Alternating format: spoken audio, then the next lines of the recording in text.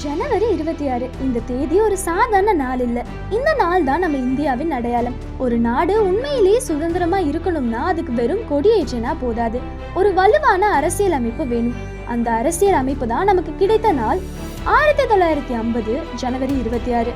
இந்த நாள்ல தான் இந்தியா ஒரு முழுமையான சுயாட்சி கொண்ட ஜனநாயக குடியரசாக மாறுது. நம்ம கான்ஸ்டிடியூஷன் உலகத்திலேயே மிகப்பெரிய அரசியல் அமைப்புகள்ல ஒன்றா இருக்கு. அது ஒவ்வொரு இந்தியனுக்கும் சம உரிமை, சம மரியாதை, சம வாய்ப்பு எல்லாம் உறுதி செய்து. இன்று நாம் பேசும் சுதந்திரம், படிக்கும் கல்வி, செய்யும் வேலை, நமக்கு கிடைக்கும் உரிமைகள் இதெல்லாம் சும்மா கிடைச்சது இல்லை. இதற்கு பின்னால் ஆயிரக்கணக்கான தியாகங்கள் இருக்கு. பல வீரர்கள் தங்கள் வாழ்க்கையை அர்ப்பணிச்சிருக்காங்க. அவங்களுடைய கனவு தான் ஒரு வலிமையான ஒற்றுமையுள்ள இந்தியா.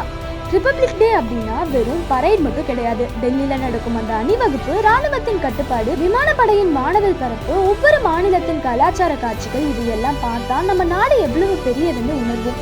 அந்த பரேட் ஒரு மெசேஜ் சொல்வது, இந்தியா பல மொழிகள், பல மதங்கள், பல கலாச்சாரங்கள் கொண்ட நாடு, ஆனா இதயமா ஒன்றா இருக்கு.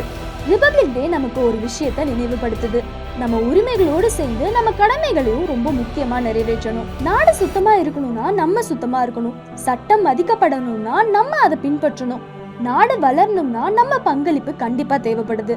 சின்ன விஷயம் போல தெரிஞ்சாலும் டிராஃபிக் ரூல்ஸ் பின்பற்றுவது, பொது சொத்துக்களை பாதுகாப்பது, ஒருவரை ஒருவர் மரியாதையோடு நடத்துவது, இதுவும் தேசபக்தி தான். ரிபப்ளிக் டே ஒரு நாளுக்கான கொண்டாட்டம் மட்டும் கிடையாது. அது நம்ம மனசுக்குள்ள இருக்க வேண்டிய உணர்வு. இந்த நாளில் நம்ம எல்லாரும் ஒரு விஷயத்த மனதில் வைத்துக் கொள்ளணும். நாட்டை நேசிக்கிறேன் என்று சொல்வது மட்டும் போதாது, நாட்டுக்காக நல்ல குடிமகனா வாழ்வதே உண்மையான மரியாதை. இன்றைய இளைஞர்கள் தான் நாளை இந்தியாவின் அடித்தளம். நம்ம எண்ணங்கள் நல்லா இருந்தா, நம்ம செயல்கள் நேர்மையாக இருந்தா இந்தியா கண்டிப்பா இன்னும் உயரமடையும். அதனால இந்த ரிபப்ளிக் டேல நம்ம எல்லாரும் ஒரு உறுதி எடுக்கலாம். நான் என் நாட்டை மதிப்பேன், நான் என் கடமையை நேர்மையாக செய்வேன், நான் இந்தியாவை பெருமைப்படுத்துவேன். இந்த பெருமையோட சொல்லலாம், நான் ஒரு இந்தியன். ஜெய் ஹிந்த், ஜெய் பாரத்.